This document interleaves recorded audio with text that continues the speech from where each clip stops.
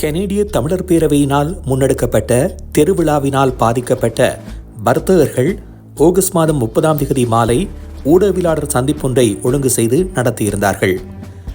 இந்த ஊடகவியலாளர் மாநாட்டில் பலரும் கலந்து கொண்டு தங்களுடைய கருத்துக்களை தெரிவித்திருந்தார்கள். அத்தோடு தங்களுக்கு ஏற்பட்ட பாதிப்புகள் குறித்து வர்த்தகர்கள் கருத்துக்களை தெரிவித்தனர். இந்த ஊடகவியலாளர் சந்திப்பினுடைய தொகுப்பை உங்களுக்காக இப்பொழுது தருகின்றோம். அதற்கு இன்று அந்த தமிழ் காங்கிரஸ் இங்கே இருக்கின்ற என்னென்று சொல்வது, அந்த அங்காடிகள் அமைத்த அனைவரையும் முகத்தில் கரிய பூசிவிட்டார்கள். அதற்காகத்தான் இந்த ஒரு பத்திரிகையாளர் சந்திப்பும் சோசியல் மீடியாக்கள் இருக்கிற எல்லாரையும் வரவேற்றுகிறேன். முதற்கண் எல்லோருக்கும் நன்றி. உண்மையில் வந்த எல்லாருக்கும் நன்றி அக்காக்கள், அண்ணாக்கள். இது எங்களுக்கு முதல் தரம். இந்த முதல் தரத்துக்கு என்னென்று சொல்லுவோம்னு சொன்னால், சத்தியமாக சொல்ல மாட்டீங்க, நான் அன்னைக்கு போட்ட உடுப்பு இன்னும் மாற்றலை. சத்தியமாக ஏன் மாற்றலைன்னா, நாங்கள் இந்த பாதிப்புலேருந்து இன்னும் நான் மீளல.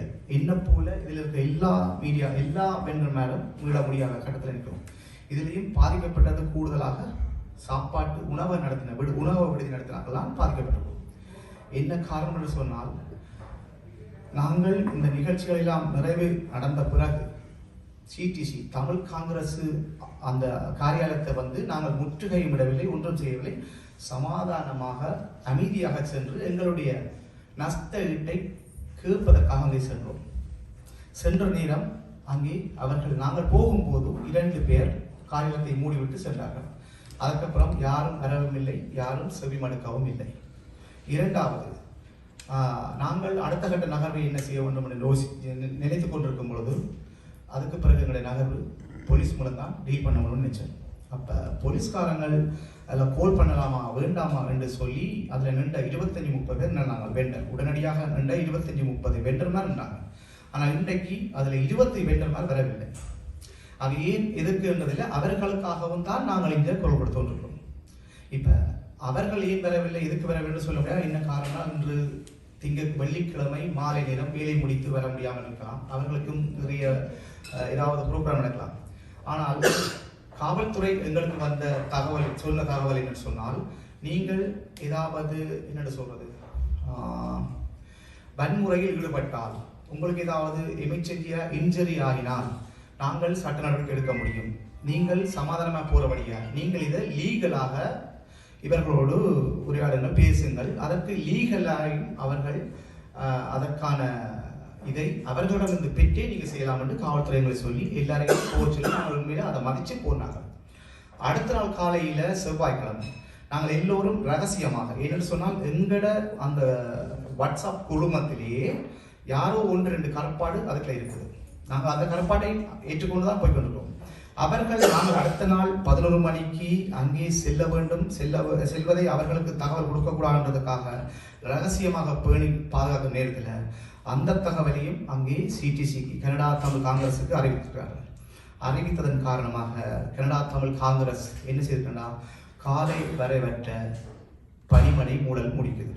இப்போ அவர்கள் இங்கே இருக்கின்ற வெண்டர் மேல எல்லாருக்கும், உங்களுக்கும் வெண்டர் எல்லாருக்கும் என்ன செய்திருக்கிறார்கள் நினைக்கிறீர்கள், எங்கள் வெண்டரை அவமதிச்சிருக்கிறார்கள். அந்த அவமானம் தாங்க முடியாமல் தான் இன்றை வரைக்கும் நாங்கள் செவ்வாய்க்கிழமையே நான் இந்த நிறைய பாட்டி போலெல்லாம் கதைச்சினாங்க. ஏன்னா இந்த ஒரு செய்தியாளர் சந்திப்பை நாங்கள் இதில் ரோட்லேயோ தெருவிலையோ செய்ய முடியாது. அப்போ அதுக்கான ஒரு காரியமாக தான் இந்த இடத்தை உண்மையில் கபிலன்னா தந்திருக்கார். அவர் இலவசமாக தந்தாரோ இல்லையோ, ஆனால் எனக்கு 1500 ரூபாய் ஒரு தலைக்கு காசு கொடுத்தா நான் இந்த இடத்த எடுத்துக்கிறேன். அதுக்கான உங்களுக்கு சகல வசதிகளையும் தந்திருக்காங்க. ஆகையினால இங்கே இருக்கிற வெண்டர்ஸ் மேல் எல்லாரும் பயப்படாமல் உங்களோட உண்மையான பிரச்சனை என்ன காரணத்துக்காக நாங்கள் இந்த மீட்டிங்கை செய்திருக்கிறோம்ன்றதை தயவு செய்து எல்லோரும் உங்களுடைய சொந்த குரலில் பேசுமாறு தாழ்மையுடன் கேட்டுக்கொள்கின்றேன்.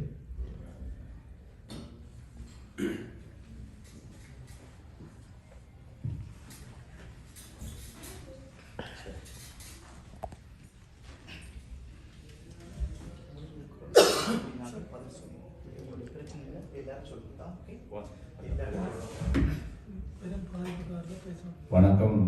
நான் பர்த்தா அங்காடி வைத்திருக்கிறார்கள். நான் அந்த வர்த்தகர்கள் சிடிசியினுடைய தெருவிழாவிலே அவர்களுக்கான இழப்பீடு சார்ந்து ஒரு சந்திப்பு ஒன்று ஏற்பாடு செய்ததற்கு எங்களுடைய ஆதரவு ஆதரவை கொடுக்க வேண்டும் என்பதற்காக நான் இங்கே வந்திருக்கிறோம். உங்களுக்கு இன்றைக்கு ஏற்கனவே பொங்கு தமிழ் நிகழ்வுக்கான பிற்போடப்பட்டதுக்கான அந்த ஆயத்த வேலைகளுக்கான கூட்டம் 7 மணிக்கு இருந்தது. அப்படி இருந்தும் மக்களுக்காக நாங்கள் நிற்க வேண்டும், மக்களுக்காகத்தான் எங்களுடைய அரசியல் இருக்குமே தவிர எங்களுடைய அரசியலை மக்களுக்கு திணிக்க மாட்டோம் என்ற அடிப்படையில் தான் வந்திருக்கின்றேன். ஒரே ஒரு செய்தியை மாத்திரம் கூறக்கூடியதாக இருக்கும். எதிர்வரும் காலங்களிலே எங்களால் மேற்கொள்ளப்படுகின்ற வர்த்தக அங்காடிகள் போட்டு மேற்கொள்ளப்படுகின்ற நிகழ்வுகளுக்கு சிடிசியினுடைய நிகழ்விலே கலந்து கொண்ட வர்த்தக அங்காடி போட்டு அதிலே நட்டத்தை சந்தித்த அங்காடி உரிமையாளர்களுக்கு மிகுந்த மலிவு விலையிலே உங்களுக்கான அந்த அங்காடியை எங்கள் நிகழ்வுகளிலே அமைப்பதற்கான ஏற்பாட்டை ஏற்கனவே கதைத்து உறுதி எடுத்து போட்டு அந்த செய்தியை சொல்வதற்காக மீண்டும் நாங்கள் எத்தனை வழக்குகள் எத்தனை சட்ட சிக்கல்களை சந்தித்தாலும் இனத்தின் வெடிவும் விடுதலையும் கிடைக்கின்ற வரை தொடர்ந்து மக்களோடு நின்று நாங்கள் போராடுவோம், உங்களுக்காக குரல் கொடுப்போம் என்று கூறி உங்களிடமிருந்து விடைபெறுகின்றேன். நன்றி.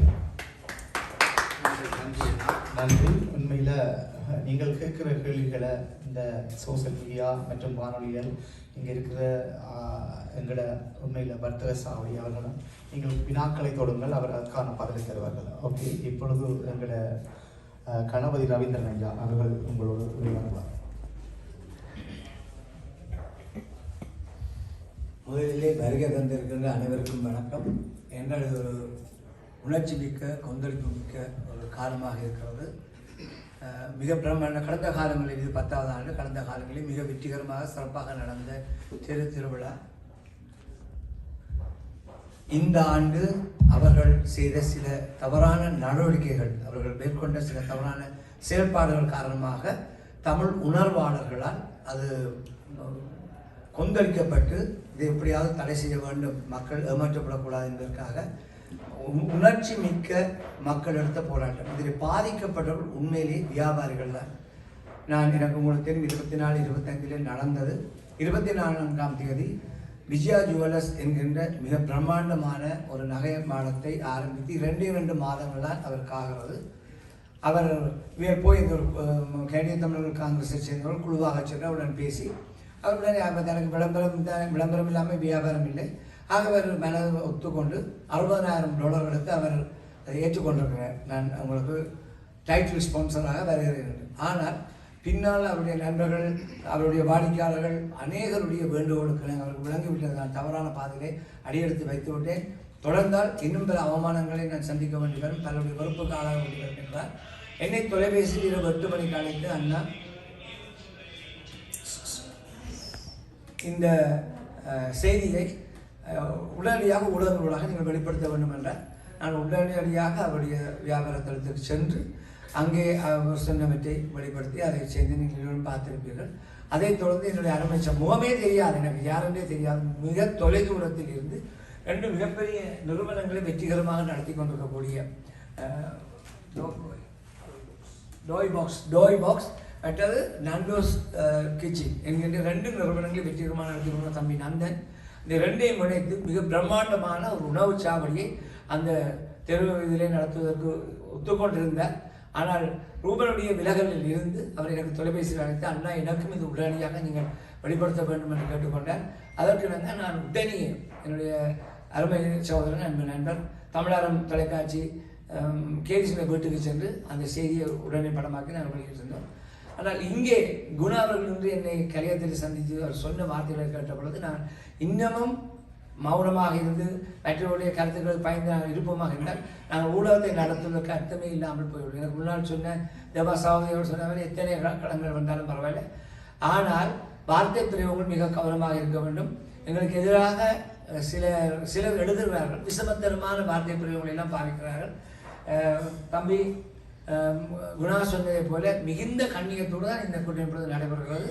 ஆக இந்த ஊடகவியலாளர் அனைவரும் தங்களுடைய அத்தனை வெளிப்படங்களும் இங்கே வந்து இதை நேரடியாக ஒளிபரப்பு செய்து தங்களுடைய ஆதரவை வழங்குவதற்காக அனைத்து ஊடகங்களுக்கும் உலகம் நிறைந்த நன்றிகளை இந்த வர்த்தகர்கள் சார்பிலே தெரிவித்துக் கொண்டு விடைபெறுகிறேன். நன்றி, வணக்கம்.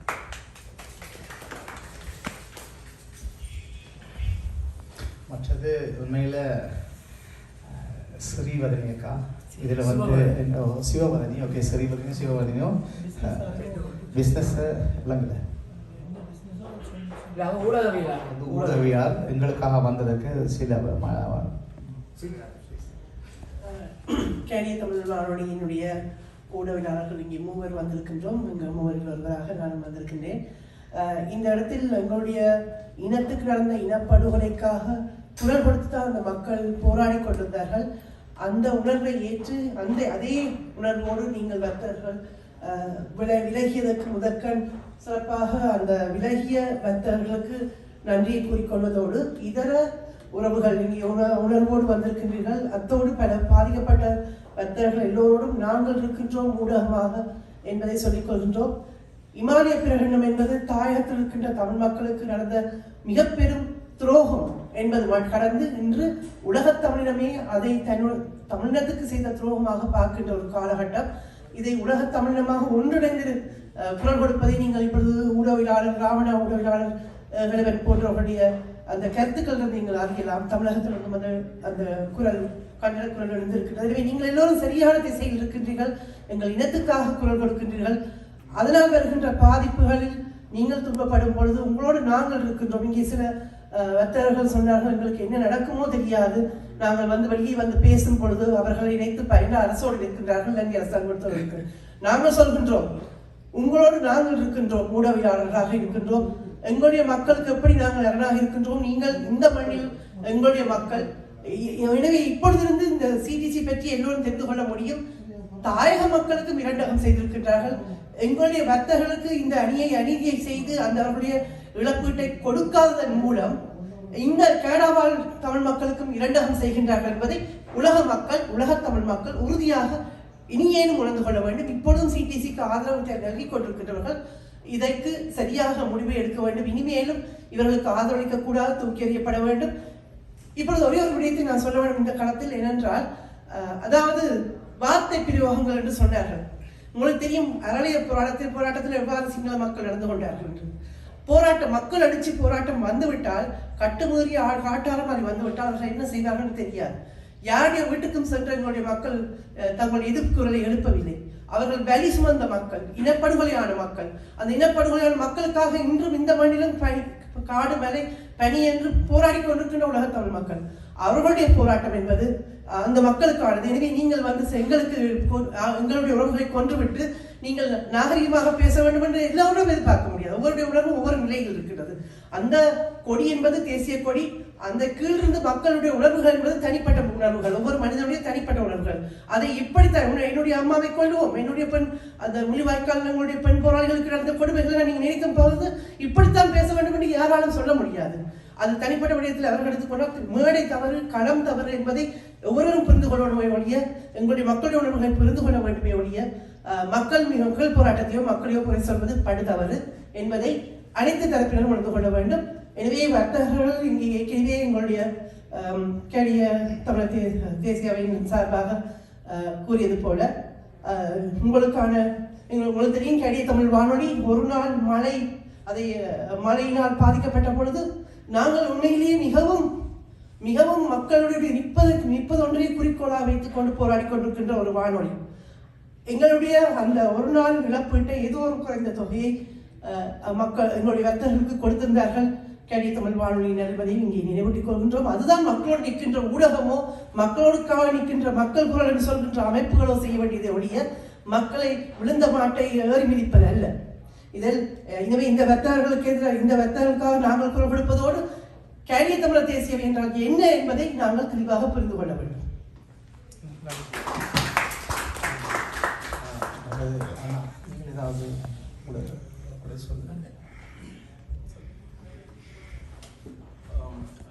அனைவருக்கும் வணக்கம். முதலாவது இங்கே வந்திருக்கிற மீடியா நண்பர்களுக்கு அனைவருக்கும் வணக்கம். இந்த நேரத்தில் எங்களுடைய பிரச்சனைகளை நீங்கள் மீடியா மூலம் நீங்கள் அறிய தருகிறதுக்கு வந்ததுக்காக நன்றி. உண்மையாகவே நாங்கள் இந்த பூத்தை புக் பண்ணும்பொழுது இங்கே இருக்கிற ஒவ்வொருவருக்கும் இப்படி பிரச்சனையோடு நடக்கும் என்று உண்மையாக தெரியாது. ஃபர்ஸ்ட் ஃபுல்லாக தான் ஒருவருக்கு இப்படி பிரச்சனை நடக்க போதும் ஆர்வாட்டம் செய்யப்போனோட ஒன்றும் தெரியாது ரைட். ஸோ அந்த டைமில் நான் போய் பூத் புக் பண்ணிக்க. ஸோ எனக்கு ரூவன் சொன்னார் விஜயா ஜுவல்லர் ரூவன் சொன்னால் அந்த நீங்கள் ஒரு பூத்தை போனா புக் பண்ணணும்னு சொன்ன போல அண்ணன் சொன்னதுக்கு வந்து நானும் ஒரு பூத்தை எடுத்து ஸோ எல்லாம் போய்கொண்டு இருந்தது. அப்போ நாங்கள் பூத் புக் பண்ணிக்க அவங்களுக்கு நாங்கள் டிபாசிட் எல்லாம் நாங்கள் ஃபர்ஸ்ட்டு நாங்கள் கொடுத்துட்டோம் முதலைக்கு அவர்களுக்கு பூத் புக் பண்ணினதுக்கும் ப்ளஸ் திரும்ப அவர்கள் ஒரு செக் ஒன்று வாங்கினவர்களுக்கு $390. ஸோ எல்லாமே $3,390 வந்து நாங்கள் செக் கொடுத்துருந்தாங்க லைக் ஈச் பூத். ப்ளஸ் அதை விட நீங்கள் எலக்ட்ரிக்கலுக்கு எல்லாம் உங்களுக்கு காசு வேணும்னா சரி நாங்கள் அதை ஆட் பண்ணியிருந்தோம். நாங்கள் ஒவ்வொரு எக்ஸ்ட்ரா எலக்ட்ரிக்கல் பவருக்கு வந்து $125 எக்ஸ்ட்ரா இருக்குது. ஸோ நாங்கள் எல்லாம் பூத் பண்ணி லைக் எல்லாம் ரெடி டு கோ. நாங்கள் அந்த பிஸ்னஸ் செய்கிறதுக்கு எல்லாம் ரெடி டு கோவாக நாங்கள் சொன்னாங்க. ஆனால் எங்களுக்கு அதுக்கு புறப்பாடாக தெரியும் மாறி லைக் அது ஒரு 5 டேஸுக்கு மேலே தெரியும் இப்படி பிரச்சனை வந்து கொண்டு வந்தோம். நீங்கள் அங்கே கடை போகிறது அப்படி பிரச்சனைகள் அது எடுத்து அது மட்டும் எங்களுக்கு உண்மையாகவே ஒன்றுமே தெரியாது ரைட். ஸோ நாங்கள் அப்போ அந்த டைமில் நான் ஒரு தேர்ஸ்டே போல் ஃபோன் பண்ணியிருந்தேன். நான் சிடிசிக்கு ஃபோன் பண்ணி கேட்டிருந்தேன் அண்ணன் இப்படி பிரச்சனை எல்லாம் போய் கொண்டு இருக்கு. ஸோ நான் அதுலேருந்து விட்ரோ பண்ண போகிறோம். என்னென்னா இப்படி பிரச்சனை நடந்து கொண்டு இருக்கிற இடத்துல வந்து நாங்கள் செய்கிறது சரியில்லை. எல்லாரும் ஒத்துழைக்க நாங்களும் வந்து அப்படி செய்ய சரியில்லை. நம்ம அதனால் நாங்கள் இருந்து விளத்த போகிறோம். எங்களுக்கு மக்கள் எனக்கு அதுதான் முக்கியம்னு சொல்லியிருக்கேன். அப்போ அவர் சொன்னேன் இல்லை நீங்கள் உங்களுக்கு சரியான பாதுகாப்பு அதுலேயே கருந்த பிள்ளை எங்களுக்கு என்ன பாதுகாப்பாக தர ஒன்று மாதிரி நான் அவரோட கேட்டேன் எங்களுக்கு என்ன செக்யூரிட்டி எங்களுக்கு என்ன பாதுகாப்பு எங்களுக்கு ஒன்று தெரியும். நான் எக்ஸ்ட்ரா போலீஸாக போட போகிறோம்னு சொல்லி எக்ஸ்ட்ரா போலீஸு கூட எக்ஸ்ட்ரா பாதுகாப்புன்னு சொன்னால் ஸோ நாங்கள் எல்லாருமே தமிழாக்கள் அதில் இருக்குது. எங்களுக்கு எக்ஸ்ட்ரா பாதுகாப்பு எக்ஸ்ட்ரா போலீஸ் ஆஃபீஸரை போட வேண்டிய அவசியம் அந்த இடத்துல இல்லை. ஸோ அதுலேயே கதை பிள்ளையாக இருந்தது. ஸோ நான் பிறகு தேர்ஸ்டே ஃப்ரைடே நான் ஃபோன் பண்ணி கேட்டேன் நான் ப்ளீஸ் நான் அதில் ஒன்றும் செய்யலாதுன்னா. ஸோ எங்களுக்கு டூ மச் ஆட்கள் எல்லாம் எங்களுக்கு ஃபோன் பண்ணி கேட்கணும் நீங்கள் அங்கே கடை போடுறீங்களா தயவுசெய்து நீங்கள் போடாதீங்கலாம் சொல்லினோம் என்று சொல்லி அவர் சொன்னார் இல்லை நீங்கள் சொல்லுங்க நீங்கள் வந்து கட்டாயம் போடுங்க. நான் இப்படி போட இல்லாத என்னென்னு சொன்னால் இந்த இடத்துல நாங்கள் ஒரு பிஸ்னஸ் செய்யறாங்க லைக் ஒத்து தான் செய்யலாம். ஸோ இப்படி செய்யலாம்னு சொல்ல இல்லை நீங்கள் கட்டாயம் வந்து நீங்கள் போடுங்கடா சொன்னவர் இல்லை மற்றபடி நீங்கள் போடாதீங்க பார்க்கலாம்னு சொல்லி ஒன்றுமே சொல்ல இல்லை. அப்போ நான் என்ன அண்ணா ப்ளீஸ் நீங்கள் எங்களுடைய டிபாசிட் தந்தீங்கன்னா பிரச்சனையில் நான் அதில் பெற மாட்டேன்னு அதுக்கும் அவர் திரும்பவும் லைக் 100% நீங்கள் கடையை நீங்கள் கொடுத்தாமணும் அப்படின்னு சொல்லி கொண்டுவர். அப்போ நான் பார்த்துட்டு ஒரு ஃப்ரைடே போல் ஒரு நைட் ஒரு 11:30-12 போல் வந்தேன். அந்த மெஜஸ்டிக் மூணு பிளாஸாவுக்கு வந்தேன். வேறு சும்மா அங்கே டூ மச் லைக் ஒரே ஆர்ப்பாட்டமாக இருந்தது அங்கே. அதை பார்த்துட்டு நான் உடனே அண்ணாமூலம் சொன்னேன்னா அண்ணன் நான் கேன்சல் பண்ண போகிறேன் நீங்கள் ஹெல்ப் பண்ணுங்கன்னு சொல்லி நான் அவருக்கு சொன்னப்போ அவர் அந்த வீடியோ எடுத்து போட்டு நான் போய் பாக்ஸ் அந்த கிச்சன் போகிற கேன்சல் பண்ணினோம்னு சொல்லி எங்களுக்கு தேங்க்ஸ் பண்ணி போட்டுருந்தேன். உண்மையாக நாங்கள் என்னென்னு சொல்லிச்சுன்னா தெரியாது உண்மையாக என்ன நடக்குது என்ன போகுதுன்றலாம் தெரியாது. ஸோ அடுத்த நாள் வந்து பார்த்தீங்கன்னு சொன்னால் லைக் எல்லாம் இவையில் முதலைக்கே எல்லாம் தெரிஞ்சிருந்தா இவையில் அதை கதைச்சி பேசி எல்லாம் செய்திருந்தா இல்லாட்டி அவையில் கேட்டதுக்கு அமைய ஏதாவது ஒரு நிகழ்வு சம்பவங்களை கதைச்சிருந்தா இந்த பிரச்சனை போல பிரச்சனைக்கு வந்திருக்கு. அது என்னோட இந்த கனடாவில் இருக்கிற தமிழ் சனங்கள் எல்லாருக்கும் ஒரு வெக்கம் ஒரு அவமானமான நிகழ்வாக தான் இந்த நிகழ்வு இருந்தது. ஸோ இதுவரை அப்படி ஒரு நிகழ்வும் இருக்கே இல்லை. ஸோ அதனால சிடிசி வந்து உண்மையாக நாங்கள் அதை இந்த நிகழ்வை வந்து நாங்கள் உண்மையாக நாங்கள் கண்டிக்கிறோம். என்னென்னு சொன்னால் எங்களுக்கு வந்து செய்த ஒவ்வொரு பூத்துலேயும் வந்து இப்போ குணானே பார்த்தீங்கன்னா 3 பூத் ரைட். ஸோ 3 பூத் அப்போ அவருக்கு எவ்வளோ லோஸ்ட் சொல்லி யோசிச்சு பாருங்க எவ்வளோ காசு எவ்வளோ லோஸ்ட். அதை விட உண்மையாக பார்த்தீங்கன்னா நான் எல்லாம் so 350 kilo chicken right. So plus beef plus employee வேலை செய்த ஆக்கள் எனக்கு கோஸ்ட் டூ மச். இப்போ உங்களுக்கு இப்போ ரொட்டி போடுற ஆக்கள்டா ரொட்டி பேக் எடுத்து போட்டு வரீங்க நம்ம சிக்கன் ப்ரிப்ரேஷன் ஒவ்வொரு சவா 80 கிலோ ரைட். ஸோ அப்போ அதெல்லாம் நாங்கள் செய்து எல்லாம் ப்ரிப்ரேஷன் பண்ணி எல்லாமே ரெடியாக தான் இருந்தது ரைட். ஸோ வாகனங்களை ரெண்ட் பண்ணி வேலை ஆக்கள் 15 எம்ப்ளாயர் நாங்கள் அன்றைக்கு கைவடிந்தாங்க. அவைக்கு வேலை செய்கிற இடத்துல லீவு கேட்டுருந்தது. ஸோ எங்களுக்கு அங்கே கடைக்கு ஆக்களை செட் பண்ணியிருந்தது. அப்படி நிறைய செலவு. இப்போ சும்மா பார்த்தா நாங்கள் கேன்சல் எங்களுக்கு $3000 தான் நட்டமண்டி இல்லை லைக் மோர். இப்போ நாங்கள்லாம் செய்து வச்சுக்கிற சிக்கன் எல்லாம் லைக் 80 கிலோ 85 கிலோவில் செய்து வச்சுக்கிறோம் சிக்கன். நான் சொன்னால் வந்து பேரங்க என்னோட கடையில் இவ்வளோ ப்ரிப்ரேஷன் ரெடியாக இருந்தாங்கன்னு சொல்லி. ஸோ அதால தான் ஸோ ஒவ்வொருவருக்கும் இந்த நிகழ்வில் இந்த பூத் புக் பண்ணின ஒவ்வொரு ஆக்களுக்கும் இது லாஸ்ட் ஒன்லி இப்போ பூத் கேன்சலேஷன் அது மட்டும் இல்லை. ஸோ அங்கே ப்ரிப்ரேஷன் செய்தது ஆக்கெல்லாம் பயங்கர லாஸ்ட் எல்லாருமே இருந்தாங்க. ஆனால் முறையின்படி அதில் அந்த நாங்கள் கேட்டதுக்காமையே நான் நெக்ஸ்ட் டே நான் ஃபோன் பண்ணியிருந்தேன். நான் கடை போட இல்லை பட் இருந்தாலும் நாங்கள் ஃபோன் பண்ணி கேட்க ஏதாவது சொல்லியிருக்கலாம் சார் இப்படி நடந்துட்டு அதை சொல்லியிருக்கலாம். ஆனால் அவர் வந்து ஒன்றுமே ஒத்துக்கொள்ள இல்லை. அவர் வந்து நம்ம செய்த இப்படி நடந்துட்டுன்னு சொல்லி ஒரு ஃபோனும் ஆன்சர் பண்ணின்னு சொல்ல இல்லை ஒன்றுமே இல்லை நிறைய பேர். ஓகே நன்றி அண்ணா. உண்மையில் அவர் தன்னுடைய ஆதங்கத்தை இதில் வெளிப்படுத்தினார். உண்மையில் அதால் எவ்வளவு நஷ்டம்ன்றதையும் அவர் தன்னை உளமாற சொல்லிவிட்டார். எதையுமே அவர் ரிப்பீஷன் பண்ணி எழுதியோ பேசவில்லை.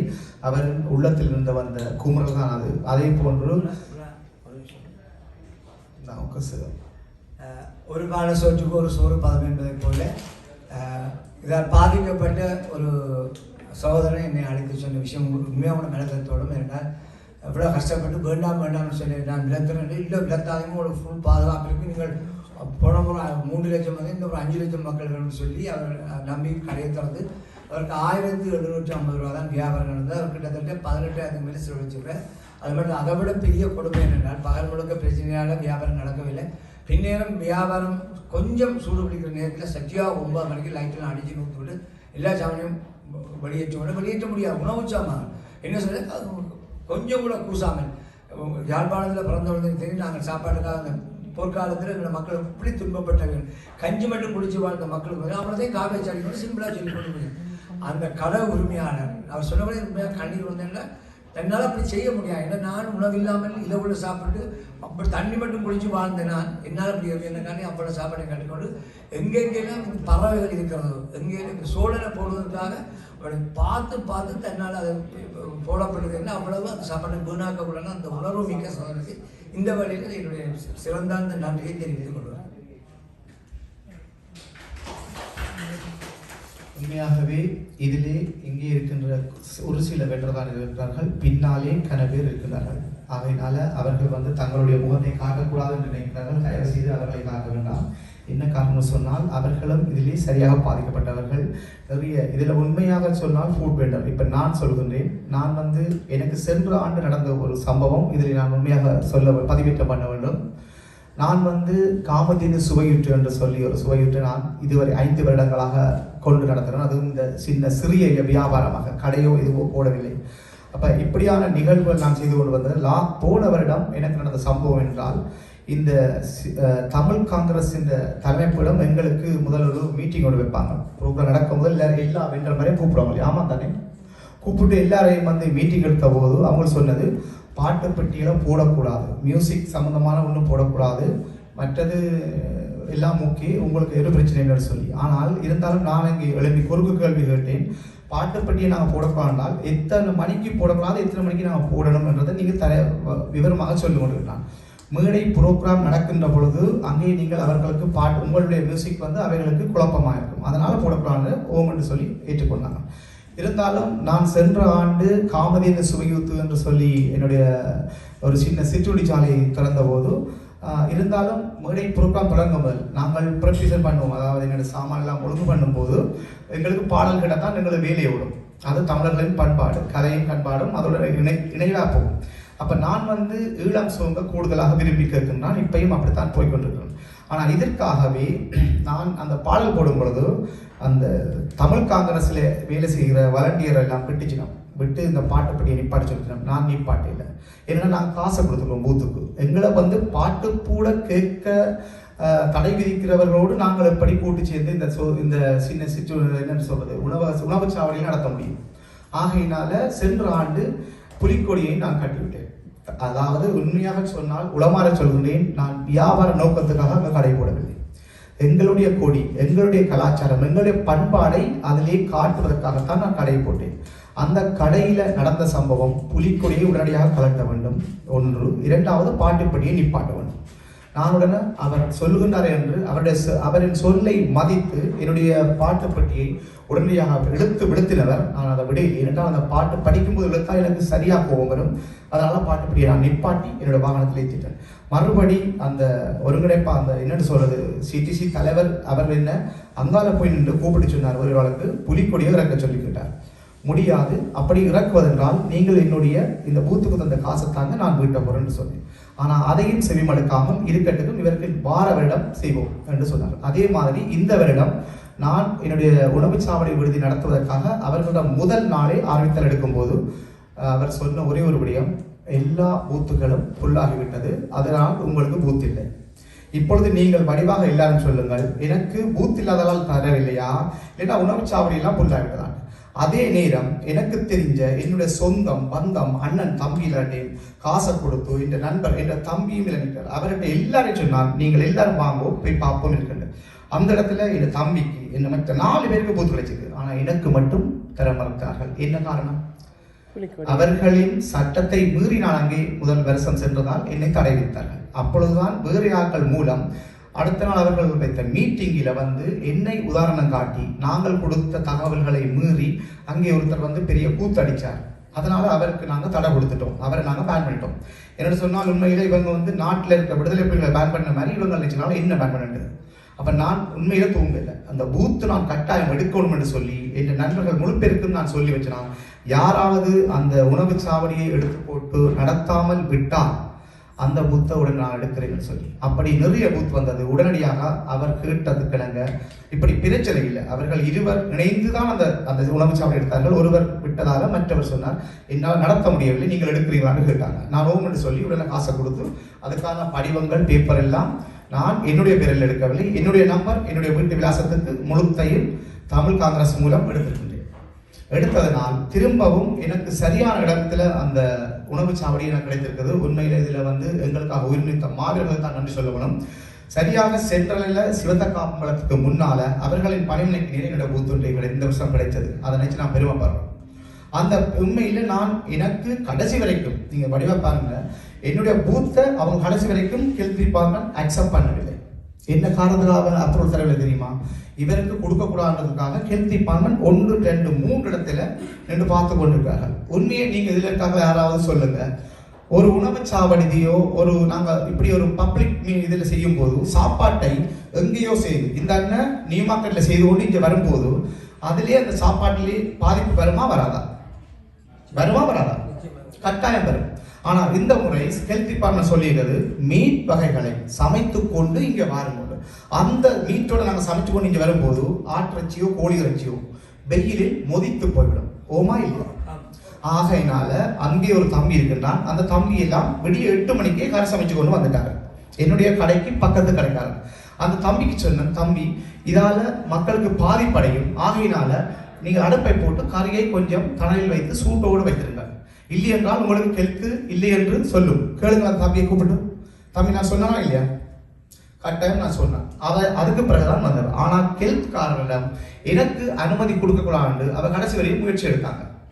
அது வரைக்கும் நான் என்னுடைய பேனரையோ என்னுடைய கொடியையோ நான் ஏற்றவில்லை. காரணம் என்னென்னு சொன்னால், இந்த ஹெல்த் வந்து எனக்கு கிரீன் பாஸ் தந்தால் தான் அதுக்கப்புறம் நான் கொடியையும் பேனரையும் கட்ட முடியும். சென்ற ஆண்டு ஒரு புலிக்கொடிக்காக தடை விதித்தவர்கள் இந்த ஆண்டு என்னோட பேனர் ஃபுல்லாகி புலிக்கொடியும் கொடியையும் நான் ஏற்றினார். அப்பொழுது ஆர்ப்பாட்டக்காரர்கள் என்னை கேட்டார்கள், குணா நீங்களே இதுக்குள்ளுக்கு போய் நிற்கிறீர்கள், அது எங்களுக்கு அவமானம் அல்லவான்னு கேட்டார்கள். அது வரைக்கும் என்னுடைய எதுவுமே அங்கே நான் செய்யவில்லை. ஏன்னா ஹெல்த் எனக்கு அப்ரூவல் தரவில்லை. ஆகையினால நீங்கள் வெயிட் பண்ணுங்க தேவாசர், நான் என்ன செய்யப்படணும் உங்களுக்கு தெரியாது.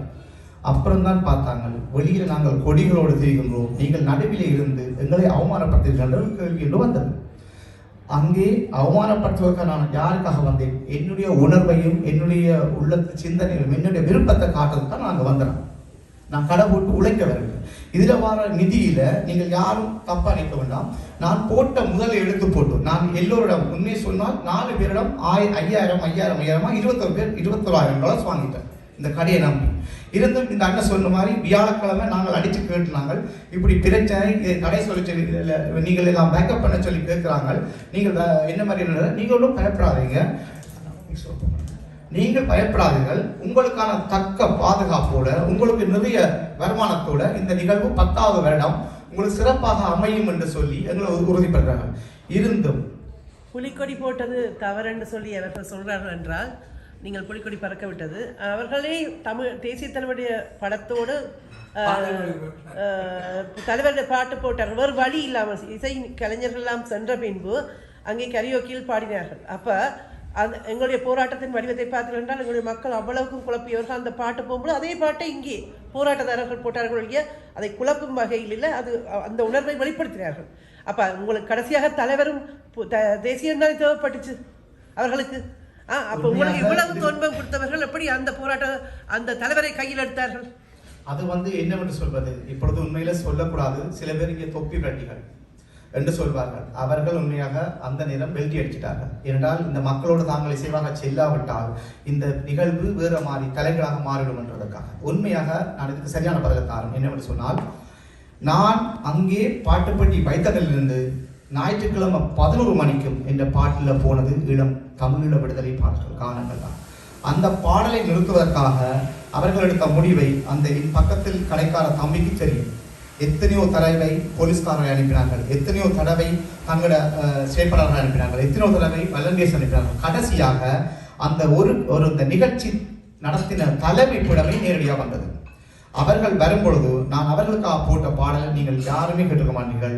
நடந்து வந்த பாதையை திரும்பி பாரடா, நாசவேல செய்த நீயும் வருந்து வாயடா. இன்றைக்கு உண்மையில அந்த பாட்டுக்கு இன்றைக்கு அதுக்கான அர்த்தம் இங்கே நடக்கிறது. உண்மையில அவ வருந்தி கொண்டான் இருக்கிறான். அவ வருந்தினம் என்று சொன்னால் என்ன காரணம் என்று சொன்னால், இதுல இருக்கிற அவைகளுக்கு ஊண்டு சக்தியாக இருந்த இந்த அங்காடிகள் போடுகின்ற, அதாவது என்னன்னு சொல்றது, இந்த உண்மையாக அவர்களுக்கு சப்போர்ட் செய்தவைய அவமதித்திருக்காங்க. அந்த அவமானப்படுத்தியதன் காரணமாக தான் இன்றைக்கு உண்மையில இந்த வர்த்தகர்கள் எல்லோரும் ஒன்று சேர்ந்து தங்களுடைய உள்ள குமுறங்களை இங்கே சொல்ல வந்திருக்கின்றார்கள். அடுத்ததாக நீங்கள் இந்த பாடலை பற்றி கேட்டிருக்கிறீர்கள். அந்த பாடலுக்கு சரியான விளக்கத்தை நான் சொல்லுங்க. இந்த பாடலை நான் ஒரு தடவை அங்கே ஒலிக்க விடவில்லை. 5 முறை அவர்களின் காரியாலயம் நோக்கி என்னுடைய வானொலி பற்றி அவரை நேரவே நோக்கி பாடிக்கொண்டே இருந்தது. இறுதி கட்டத்தில் நானே ஒரு கரோக்கியில் பாடகன், நானும் மேடை பாடகன், நானும் எத்தனையோ கலைப்பன் பாடல்கள் பாடியிருக்கின்றேன், இத்தாலியிலும் பாடியிருக்கின்றேன், கனடாவிலும் இப்பொழுதுதான் 1-2 பாடல் பாடியிருக்கேன். அதை நான் உங்களுக்கு அனுப்பியிருக்கேன், நீங்க பார்த்துருக்கீங்க. அந்த உணர்வோட அந்த பாடலை நான் கரோக்கியில் அவர்களுக்கு முன்னால் பாடினேன். அங்கே நடந்தது, இலங்கையிலே அவர்கள் கைசாத்திட்டது, அவர்கள் வாங்கின பெட்டிகள் எல்லாத்தையும் அந்த பாடலில் நான் குவித்தேன். பார்க்கும் பொழுது மேடையில் அங்கே புரோக்கா நடக்கவில்லை. மக்கள் முழுவதும் அண்ணாமலை உணவகத்துக்கு முன்னாலே குழுமினார்கள். யாவர நோக்கத்தில் வரவில்லை, வாங்க வரவில்லை, என்னுடைய பாடலை பார்ப்பதற்காக தான் வந்தார்கள்.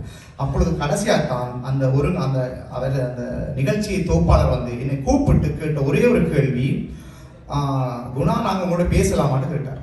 அப்ப நான் சொன்ன தாராளமாக பேசலாம், நீங்கள் என்னுடைய அவற்றை பேர் உண்மையிலே நான் தெரியாது. அவர் தான் அந்த தலைமை, அவர் தான் அங்கே எங்களோட நாட்டில் நடந்த கைச்சாத்திட்ட இதுக்கு மன்னிப்பு கேட்டவர்.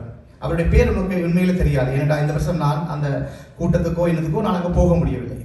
அவர் தான் மேடையிலே அந்த ஆரம்ப நிகழ்ச்சியிலே வந்து நாங்கள் செய்தது தவறு, முதல் நாள் வடிவாக தவறு, அதுக்கு நாங்கள் மன்னிப்பு கேட்கணும்னு சொல்றாங்க. உண்மையில் என்னுடைய குடும்பத்தில் 10 பேரை கொண்டு போட்டு வந்து எங்கள்கிட்ட வந்து மன்னிப்பு கேட்டால் நீங்கள் யாராவது ஏற்றுக்கொள்வீர்களா? உங்களுக்கு ஏற்றுக்கொள்வீர்களா? இல்லையா? கொள்ள முடியாது. ஆனால் அப்படியான ஒரு துரோகிகளோடு சேர்ந்து, இலங்கை அரசோடு சேர்ந்து கைச்சாத்திட்டு எல்லாத்தையும் செய்து போட்டு இன்றைய இலங்கையில் நடந்த போர் குற்றம் நடக்கவில்லை என்று கைச்சாத்திட்டவர்கள் எங்களிடம் வந்து மன்னிப்பு கேட்டால் பாதிக்கப்பட்டவன் நான். இங்கே இருக்கின்ற வர்த்தகர்கள் தவிர மக்கள், அந்த மக்களின் குரலை நசிக்கும் அளவுக்கு இங்கே அவர்கள் இயங்குகின்றார்கள். அப்படி இயங்குவதற்கு இது இலங்கை அல்ல, இது ஒரு மல்டி கல்ச்சர் கண்ட்ரி. இங்கே அனைத்து உலக மக்களும் வாழ்கின்ற இடம். எந்த ஒரு எப்படி சொல்வது, அவர்களின் சட்டத்திட்டத்தை மீறி நாங்கள் நடக்கவில்லை. உண்மையாக அன்று வந்த ஆர்ப்பாட்டக்காரர்களோட என்னை அதுக்கப்புறம் வந்து எந்த கடையில நல்ல வடிவாக என்னுடைய தம்பியின், என் மச்சான், என் நண்பனின் கடையில் இலவசமாக உணவு கொடுத்தோம். ஏனென்றால் அவர்களை நாங்கள் இன்னும் உத்வேகப்படுத்தணும், ஊக்கப்படுத்தணும். நாங்களும் ஆர்ப்பாட்டம் செய்யவில்லை, அவர்களின் சொல்லை கேட்டு அங்கே என்ன செய்வது, அவர்களோடு விசைவாக சென்றோம். ஆனால் எங்களுடைய தொழில் நிமித்தம் இந்த பாடலை நிகழ்ச்சியை முடிக்கிறேன். இந்த பாடல் பிரச்சனையை அவர் என்ன கேட்டவரக்கா?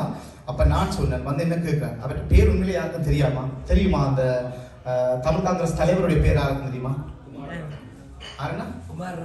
ஓகே, அந்த குமார் ராமநாதன் அவர் ஒரு ஒரேஞ்ச் கலர் புல் அங்கி போட்டு வந்தான். அங்க எல்லா மக்களிடையும் இலங்கையில் குமார் ரத்னமோ எந்த ரத்னமோ எனக்கு தெரியாது, அந்த ரத்னம் என்ன கூப்பிட்டார்.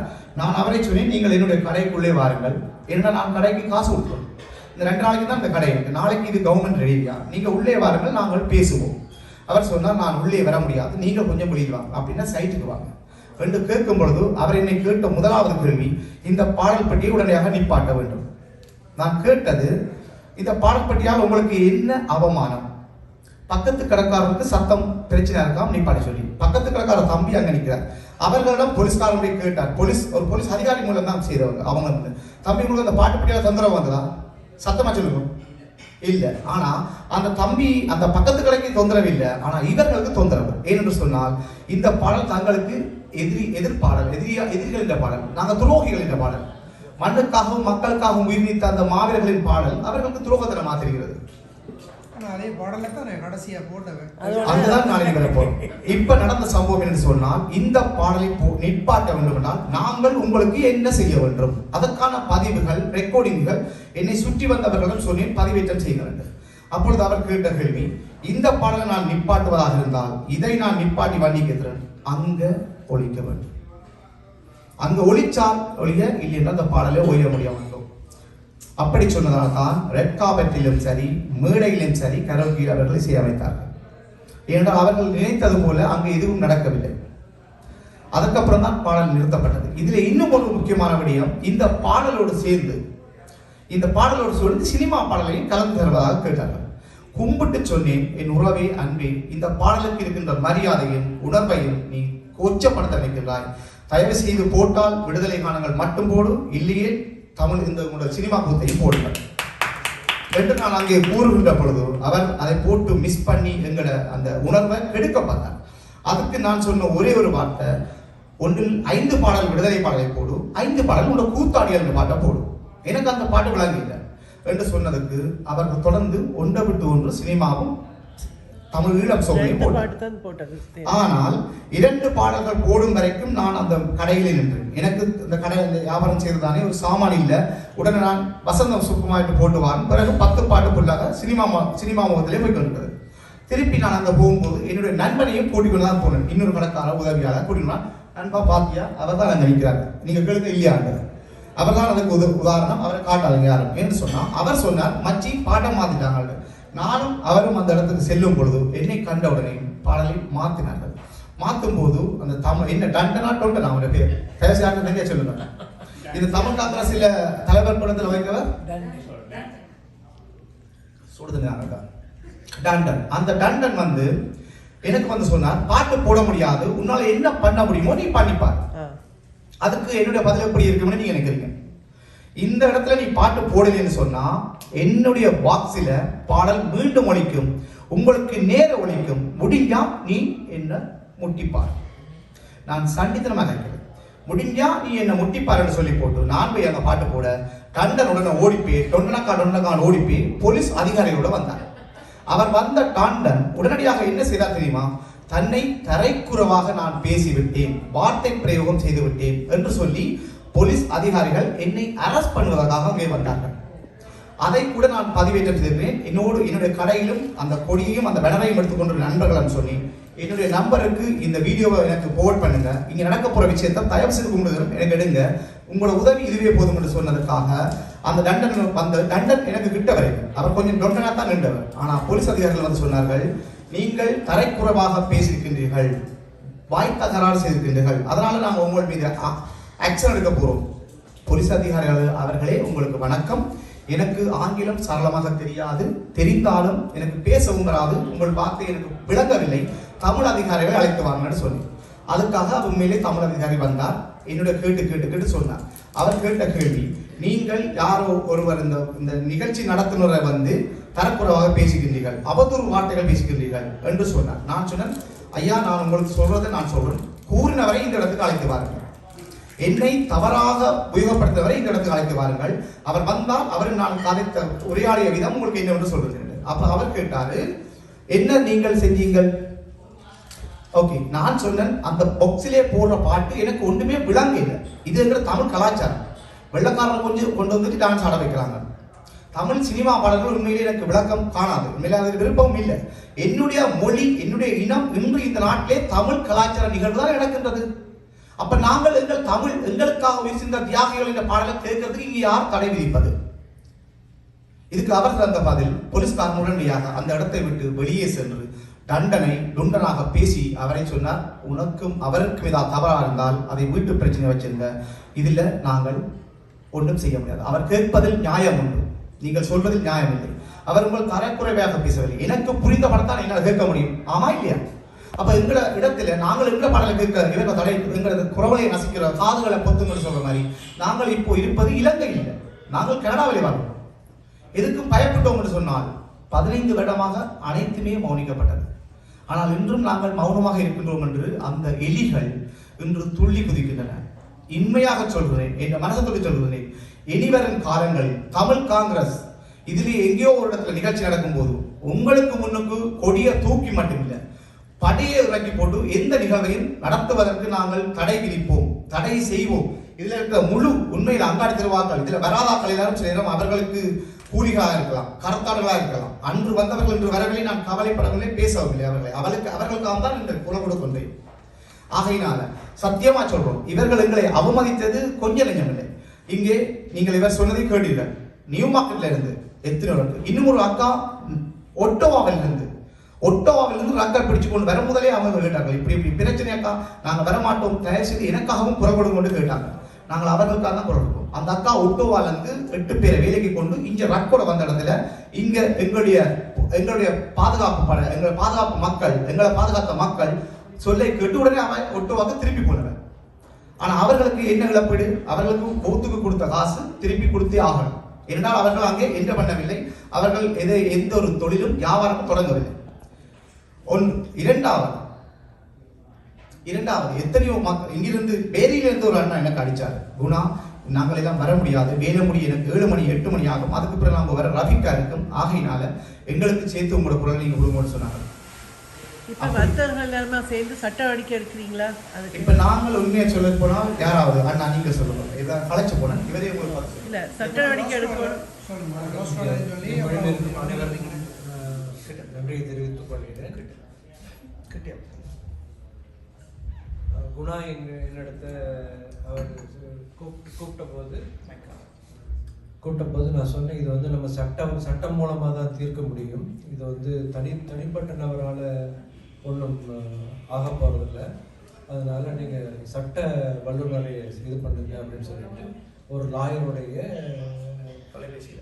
பேரையும் அவருடைய நம்பரையும் கொடுத்துருந்தேன். அவர் வந்து பெரிய ஸ்ரீலங்காலேயே பெரிய லாயர், அவர் அமிர்தலிங்கத்தோட ஜூனியராக இருந்தவர். நீங்க பேர் சொல்லலாம், நீங்க உங்களோட வழக்க கையாளுற லோயஸை சொல்லணும் மட்டும் இல்லை. ஆமாம், அவர் சொல்லி இந்த குணாவுடைய இது சொல்லியிருந்தேன். நான் குணாவும் அவரோட பேசியிருக்கேன். அவர் வந்து நான் வந்து கொஞ்சம் அலுவலாக இருக்கிறதுனால ஆறுதலாக வந்து கதைங்கோ அப்படின்னு சொல்லியிருக்காரு. ஸோ அவர் மூலமாக நாங்கள் போகிறதுக்கு நாங்கள் ஆயத்தப்படுறோம். இதை விட ஒரு போராட்ட வடிவம் இருக்கா அவங்களோட வர்த்தகர்களால்? ஒரு போராட்ட வடிவம் என்ன? நிச்சயமாக இதை மீண்டும் ஒரு முற்றுகை போராட்டம் வர்த்தகர்களால் முன்னெடுக்கப்படும் பொழுதுதான் நான் நினைக்கிறேன் இது இன்னும் மக்கள்கிட்ட போய் சேரும். இப்போ நாங்கள் ஊடகவியலாளர்கள் இங்கே இருக்கின்றோம், அதை கடந்து இதை மக்களிடம் கொண்டே சேர்ப்பதும் இவர்களுடைய முகத்திரையை கிழிப்பதற்கும் நீங்கள் என்னென்ன முயற்சிகள் எடுக்கப் போகிறீர்கள்? அடுத்த ஒரு போராட்ட வடிவமாக இதை முன்னெடுப்பீர்களா? அடுத்த முயற்சி என்ன எடுக்க வேண்டும் என்று இங்கே இருக்கின்ற அனைத்து அங்காடி, அதாவது இந்த உணவு சாவடி நடத்தினவர்கள் தான் சரியான இழப்பு. மற்றும் இந்த 71 பேர் வெண்டர்மேன், இந்த வெண்டர்மேன் தான் நாங்கள் முடிவெடுக்கணும். இது நான் மட்டும் எனக்கான முடிவில்லை, இதில் இருக்க முழு வெண்டரும். இதில் ரவியண்ணா உண்மையில் அவற்றை ஒபிசர் போய் நான் கெடுதலாக வந்து இதில் இருக்கிறார், அவருக்கு உண்மையில் நன்றி இன்னும் இருக்குது. மற்ற எல்லா வெண்டரும் சேர்ந்து நீங்களே சொல்லுங்கள், இனி ஒரு சிடிசி நடத்துகிற நிகழ்ச்சியில் யாராவது வெண்டர் நீங்கள் மறுபடியும் மீண்டும் அவர்கள் நிகழ்ச்சிக்கு நீங்கள் செல்வீர்களா? வியாபாரம் நோக்கியத்தோடு செல்வீர்களா, செல்ல மாட்டீர்களா? செல்வீர்கள் என்றால் கை வைத்தங்கள், செல்ல மாட்டோம் என்றால் கீழே தான். ஓகே, தட்டு. நாங்கள் கடைசி வரைக்கும் செல்ல மாட்டோம். நான் செல்ல மாட்டேன், நீங்கள் செல்வீர்களா? செல்வீர்களா? இல்லை, யாருமே செல்ல போவதில்லை. அப்படியானால் இனிவரும் காலங்களில் சிடிசி இந்த கனடாவில் எந்த தெருவையாவது எடுத்து ஒரு நிகழ்ச்சியை நடத்துமா இருந்தால் அதற்கு எந்த வர்த்தக சாவடி உறவினர்கள் நண்பர்களும் நாங்கள் சமூகம் அளிக்க மாட்டோம். அப்படி அது அளித்தால் நாங்கள் அவர்களின் செருப்பால் தான் அழுவோம். மற்ற வேறு ஏதாவது கேள்விகள் இருந்தால் தயவு செய்து கேளுங்கண்ணா. எல்லாராலும் பதில் சொல்ல முடியாது, சொல்லக்கூடியவர்களும் கேளுங்கள். சட்ட நடவடிக்கை சிஎம்ஆர் யூடியூப் சேனலில் இணைந்திருக்கும் நேர்கள் அனைவருக்கும் எமது நன்றி. காமெண்ட்ஸ் பகுதியில் உங்கள் கருத்துக்களை தெரிவிக்க தவறாதீர்கள்.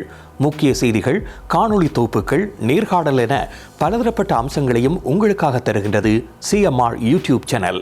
சிஎம்ஆர் என்று சர்ச் செய்து எமது யூடியூப் சேனலை சப்ஸ்கிரைப் பண்ணுங்கள்.